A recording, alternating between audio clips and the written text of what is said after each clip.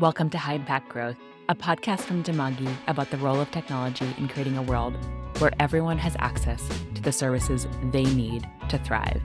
I'm Amy Vaccaro, your co-host, and I'm recording live today from Arlington, Virginia, where the 2022 Global Digital Health Forum is happening. This is the first post-COVID in-person gathering of the Global Digital Health Network, and it's a hybrid event with both virtual and in-person programming. The themThe team is here in force, sharing lessons learned, learning from our peers and broader ecosystem, and reconnecting with partners, implementers, funders, and friends. Jonathan Jackson, themThe CEO and my co-host for this podcast, has been interviewing folks on the sidelines of this event to understand the real stories. What's going on in digital health? What's working? What's not working? What challenges are we seeing? And how are we doing when it comes to making digital health work for frontline health workers? Over the next few weeks, we'll be sharing snippets from those conversations. Today, we've got the first of these conversations with Nick Martin, CEO of TechChange. TechChange is a fellow social enterprise in global health and development with an important role as a convener and creator of events and courses, many focused on digital health. In this short but insightful conversation, you'll hear Nick's reflections on the evolution of the industry, TechChange's role, how to make complex and dry technical topics interesting and engaging, and why it matters. Welcome to the High Impact Growth Podcast. I'm here with Nick Martin, and this conversation is going to be twice as good as it was yesterday when we lost our recording. So I'm really excited to be doing this again with you, Nick. Thank you so much for coming. Nick Martin and I have known each other for probably 5 or 10 years at this point, and he's the leader of an amazing organization, TechChange. Nick, can you tell us about yourself and the organization? Yeah, Jonathan, great to be here and excited for round two. TechChange is now about 12 years old. We got our start, 2010 or so, building international development courses on technology for a really global audience. And I was thinking back, it's been, I think, 10 years of coming to this conference, Global Digital Health Forum, when it was back at the Gaylord. And we also ran, I think, the first mHealth course or online course for this community back in 2012, 2013. The folks at UN Foundation and the mHealth Alliance, what was then the mHealth Alliance, took a big chance on us. So we've really, we've had some interesting chapters in our journey over the past 12 years, evolving from providing these courses to practitioners to now building a pretty exciting and comprehensive digital health planning national systems course with USAID and PATH for practitioners in government, people building policy and making big decisions with large, complex communities and systems. And we are here at the Global Digital Health Forum together. And as you mentioned, this conference has been going on for 10 years. When TechChange was first building your courses, you were primarily helping people to learn what mHealth was, how to deploy mHealth. And the industry has matured a lot. It's kind of a de facto assumption that digital health is important to deploy, that governments are looking for ways to make sure they're successful. And the course that you mentioned, I'd love to hear more about, but I imagine over the years it's changed a lot from how do we successfully deploy an mHealth or digital health tool for a pilot or a project versus how do we, as a whole of government or as a ministry of health or as a donor, support this kind of now fait accompli or like a given that you have to have, because 10 years ago, this was definitely not a given. It's so interesting. Yeah, the evolution has been fascinating. We are no longer making the case that there should be a field of digital health, mHealth at the time. We have tons of practitioners who have built incredible tools and ecosystems. So the last few years have really been about connecting those dots and thinking intentionally about the next level. And really when it comes to country planning, how do these ministries of health actually take the different pieces or sometimes fragmented systems that exist in their countries and start to be a lot more intentional about a holistic plan. It's interesting, the digital health course that we've built for ministries of health started 4 years ago in a conference center in Lesotho, and we had about 50 folks. Half of them were from ministries of health, half were from ministries of IT, and a lot of them, maybe like 10, 15 countries represented, a lot of them had never talked to the folks in their own countries in parallel missions and ministries. And so just being able to have this type of a conversation around governance, around all the building blocks, what is required to be successful, and then to have that led by the WHO, have so many great standards and guidelines coming from the digital health unit there, and then obviously the great work Merrick Schaefer and others have kind of created the path for, has allowed us to come in and do what we do best, which is design the best possible curriculum and interactive exercises and activities that we're most excited about. So you mentioned training, policy, governance. These aren't necessarily the sexiest topic. They're really not. And so it's taken a lot of creativity on our end. I think, again, our superpower is coming in and designing best-in-class curriculum. And so that specifically has meant things like building a board game on how to make really thoughtful, interoperable digital health investments. And the game mechanic is you have a certain number of opportunities before your health system fails to make the right investments. And it's not always easy, and it requires collaboration. So designing activities like that in a multi-module, multi-format training that can be delivered online, in person, really however the learner can experience and accept it, has been a big challenge. But it's not sexy, and a lot of folks who we're trying to reach don't really love the idea of training. So there's been an interesting resistance to the idea of joining a workshop and planning national health systems that we've had to sort of overcome. But once people are in this experience, they love it. They love being able to, it's very interactive. We've got a lot of activities like the ones I just mentioned. And so having these hard conversations, tying it directly in an applied way to their work has been a really tremendous experience for them. The feedback's been great, and we're starting to see some real changes happen at the planning level. That's awesome. And you have, I believe, trained over 500 people through one of these courses, and I think in cohorts of 30 or so. So how have you seen, have you adapted your training methodology? Have you seen the excitement to join these policy courses be maybe higher over time as people have heard from their colleagues or peers in other countries, the value of it? But to your point, I would think getting people bought into training, this pretty hard problem with these pretty esoteric at time subject areas is a challenge. So how do you engage people? And have you noticed higher levels of engagement as you've gotten better at this and as the word's kind of out around the value of this training? Yeah, I think that it's funny. It's almost like the course itself in its very early stages was like 14 different people giving 14 different lectures about different topics. So in a way, we had to make the training interoperable ourselves. And that was a very time-intensive but exciting journey. And I think that demand, as we've done about 30 or so of these trainings this year, the demand has snowballed. We're starting to get Ministry of Health officials talking to each other. UNICEF is now involved in DICE, and so they have come in to also help with their country office network incite demand for this. So there's no question that having something that's so high quality, that is so effective at trying to think about the applied side of this journey has been immensely valuable for folks. But we like the idea of keeping it high quality. How to scale that with the demand we have has been a challenge. And so we have a train the trainers model that we're working on. We have it now translated into a number of different languages. Very complicated if you're curious to think about how you keep the quality high and still deliver in other languages. But we've done French and Spanish. We're looking at Arabic, Hindi, a few others. So that's exciting too. I think seeing where that takes us next year really is about the scale piece and the localization element as well. So with a ton of global good software projects in the industry, we talk a lot about software and platforms and CommCare or DHIS2 or OpenMRS, and less about how you configure the content on those platforms to create an amazing experience. And in our strategy, how that leads to better jobs, better outcomes, but in other people's strategy, maybe a different goal. You spend a ton of time developing this high quality content and thinking about how to maintain it, how to improve it over time.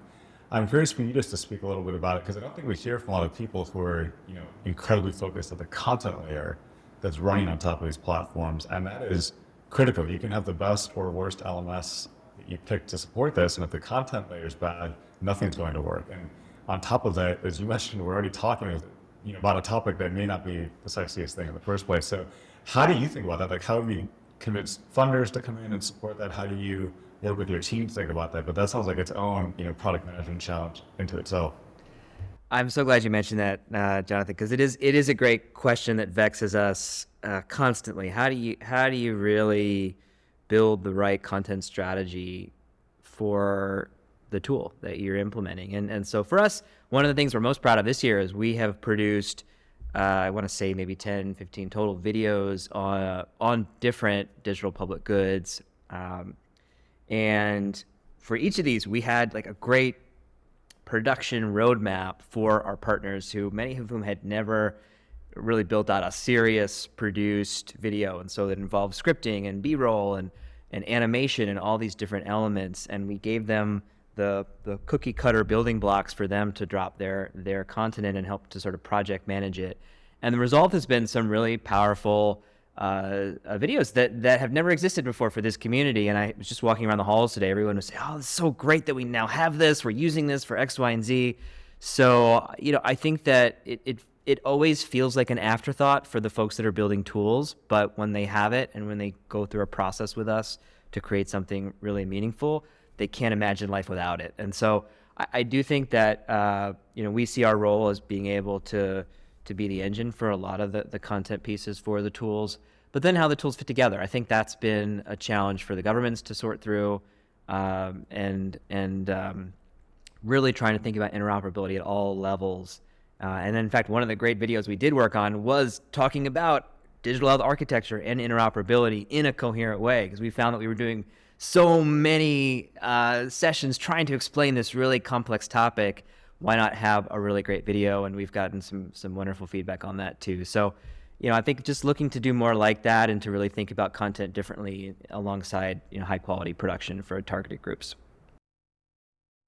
Yeah, and just to plug, Nick, that thinking and that approach to a lot of the technologists out there who are listeners, it's critical to put a high priority on the production value of what you're doing in these systems, whether it's CommCare or others. Again, the layer of content that's the user experience. Right? The software is a means to an end to develop these experiences for the end user, and often it's overlooked, I think, unfortunately. And so it's critical, and we spend a ton of time when we have the ability to doing what we call design under the lingo tree and really getting in there. But through any means necessary, really understanding how do you get that and how do you do that feedback. I'm curious, how successful have you been convincing funders or programs that, like, look, we can get to B quality with this amount of funding, but we should be shooting for A quality. This has gone out to 500 or 1,000 people, and that's a big difference between being A quality. Like, has that landed? Have you been successful and able to check the resources you need to get to that highest level of quality? It's always been a hard sell, Jonathan. And we have grown up in the era of MOOCs where funders are seduced by just massive enrollment numbers. And we are quick to tell them, well, look, you can get 50,000 people signing up for your course, but 4% are finishing it, and the learning outcomes are not great. So we have been big proponents of cohort-based social learning for the past 12 years. Before it became popular, which a bit of right now, there's a renaissance in cohort-based learning with the pandemic. So we've seen the best outcomes when we emphasize relationships alongside skills building. And so that's been a big dimension of our work. But it is tough. I think, again, USAID, PATH have really appreciated the high quality nature of this training. And I really do feel like anybody can just kind of record 14 lectures and 14 different topics and put them online and say, well, that's an online course. That is still happening in 2022 across a number of domains and subjects. But to really think intentionally about a learning journey, think about how you become outcomes driven, to get creative about the activities, to think about the activities in an applied way. So there's a budgeting exercise in this course. There's a strategy exercise. There's, for each piece of content that we introduce, there's something applied that is facilitated, and it's just harder to do that at scale. So again, we do have some exciting plans for Train the Trainer this year. We are thinking about how we help folks become great facilitators, both online and in person, with this content. And if we can't make a single person do that, how do we pair digital health expertise that's needed to deliver this type of training with facilitation expertise that's really needed to make sure the learning outcomes are effective? So that's the strategy, and we're excited to see where that takes us. And you mentioned learning outcomes right there. I think this is something that, again, I've been talking about at the conference, but that shared goal, like what is the purpose of this digital health intervention? What is the purpose of this training? So when you think about learning outcomes, particularly for this course for policymakers, what is the goal? Like what should be true about somebody who's taken these courses, and what are we hoping as a community technologies like this are supporting governments to do? Is it better decision-making? Is it more awareness? Like, how do you think about that learning objective? Yeah, I think it is certainly better decision-making, but it's really assuming that at this point in time, 2022, governments already have some element of digital health programming happening under their roof, right? They're already managing it, and they're probably frustrated by how systems don't talk to each other and how an architecture may or may not be coherent and fully fleshed out. And so this course is really trying to sort of say, we're going to start you where you are, but we're going to talk about how you take those building blocks and think intentionally about strategy and governance and planning and policy and budgeting. And so again, it is designed to be very applied, and we have, with each of these, we have examples of countries that have done this well, and we're trying to learn from those. And a big piece of this is also making sure that the network of humans is built up around this. We have a ton of alums here at the conference today. So, to me, the relationships are really important for being able to actually get to that applied decision making that we're all aiming for. As you looked at, talking to people in your alumni or other people here at the Global Digital Health Forum, are there courses you wish you were being asked to create? Are there personas that you wish you were able to support? Like what's next? Where are you headed? And where are you feeling the industry kind of pulling you, at this point in time? There's a lot of push to do translation. We're working hard on Spanish and Portuguese right now. Modules, WHO and others are very excited about modules on telemedicine, and there seems to be a lot of demand for that. Heard a lot of talk at the conference about building modules and training around FHIR. There are some great FHIR standards trainings out there. Google and others have been really great about seeding this ecosystem. But I think there's an opportunity for us to do what we do best, which is tie that into a coherent learning journey with and connect it to the rest of the digital health architecture journey we've got. So those are a few. I think that there is the holy grail of getting high quality community health worker training to happen. But, my constant challenge over the past 12 years has been trying to do what I think we do best, which is that high quality piece. And then to sort of marry that with, it's got to be mobile and it's got to be SMS. And I, throw my hands up and say, well, we can't have critical thinking happen at the level we want if it's got to be, delivered over WhatsApp or something. So I think that's still a challenge, but I do think there are opportunities to take what we've done and target some adjacent audiences. I think, entrepreneurs and startups are an interesting space. I think we do a lot of work with Chipago and other big global health implementers. And so they're looking at other audiences where we might be able to potentially take this. So I'm excited to see where we go.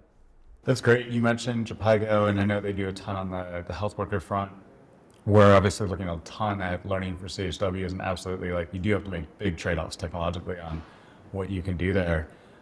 You mentioned telemedicine, which is a really exciting area. One question I'm curious about on telemedicine or other modules you've built, there's the initial kind of wrapping your head around the technology, and then there's the sustainability, the financing scheme. You could do telemedicine, but should you? Mm-hmm. Under what conditions? So is that part of what you're thinking about in helping guide those kind of strategic level decisions? Because we, as a community, I think, fail often to define what does shared success look like. Not now, but 2,000 days from now. After the 5-year grant's over, in year 6, what should be true about the world? And how do we define it and make sure everybody's supporting this vision, often from the government, but could be private sector, that it's true 6 years from now? And how do you work backwards to make that happen?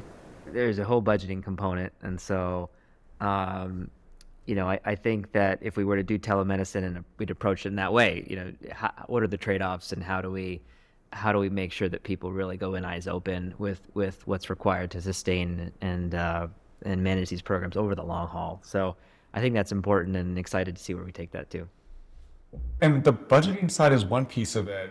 I want to put a plug in for the shared definition of success on the other side of it. So we talk a ton about sustainability. We deploy CommCare in a huge number of countries. There's a lot of questions around how are we going to sustain this, and is it worth it? I'm like, that is a completely valid ask. That is a completely valid question. Is it worth it?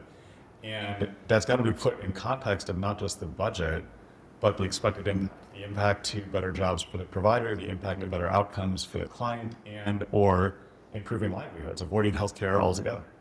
And so that's something that I'm really curious, because I would put a plug in if there's not a module on this. This is, to me, something that's critical, because in year one, when the project's going well, nobody takes the time to think about this. Well, you don't need it in year one. I'm not claiming this is like a critical change to the work plan in year one, but in year 5, when you're like, are we still going to put time and effort into this project? You better understand what value that project's creating, or you're going to turn it off. Yeah, I will have to get Merrick and Ariel in here to go deep with you on this, but I agree. I think that kind of long-term planning is often why we're in this fractured state that we're trying to kind of work around and against. So this is a long journey, and I think the other challenge is, when you work with ministries of health, there are administrations that turn over, and so governments are. It's really tricky to get that continuity in decision making, and so, but like lives are at stake. I think that the COVID, that the pandemic has in many ways kind of forced a lot of these ministries to rethink how they're doing business and how they do a better job of planning to prevent. And so, I'm excited to see where they take that. I think that we will still probably end up making some of these same mistakes, but at least we're trying to be a little more systematic about how we address them. Awesome, Nick. Well, thank you so much for joining. Any last words you want to share? Excited to be here and just big CommCare fan. So thank y'all for doing the work that you do, and excited to see what else we can work on together next year. Thank you so much to Nick Martin and Jonathan Jackson for a candid and thoughtful conversation, and also for their patience dealing with technical difficulties. They had to record that conversation twice, so hope you enjoyed it. Please like, rate, review, and subscribe to this podcast if you enjoyed this. It really helps us grow our audience and our impact. And if you've got questions, ideas, suggestions for us, please write to us at podcast@themThe.com. Thank you so much.